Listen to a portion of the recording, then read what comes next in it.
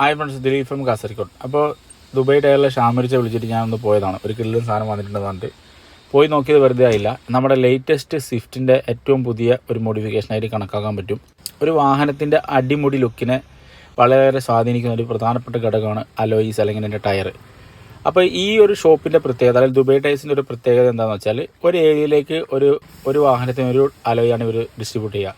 അങ്ങനെ ഒരു unique identity അതിനകത്തുണ്ട്. അവർ പറയും ഇന്ന രീതിയിലെടുത്തോ ഈ രീതിയിലെടുത്തോ എന്നുള്ള രീതിയിൽ നല്ല ക്ലാസിക് ആയിട്ടുള്ള ഒരു രീതിയിലുള്ള മോഡിഫിക്കേഷനെ സപ്പോർട്ട് ചെയ്ത് തരും. പിന്നെ നിർബന്ധമായിട്ട് നിങ്ങൾ ഈ ഒരു അലോയ് തന്നെ വേണമെന്ന് പറഞ്ഞാൽ അത് തന്നെ അറേഞ്ച് ചെയ്ത് തരികയും ചെയ്യും. അപ്പോൾ അത്തരത്തിൽ ഒരു യുണീക്കായിട്ട് കിടക്കാൻ പോകുന്ന ഒരു അലോയാണ് തീർച്ചയായിട്ടും ഇത്.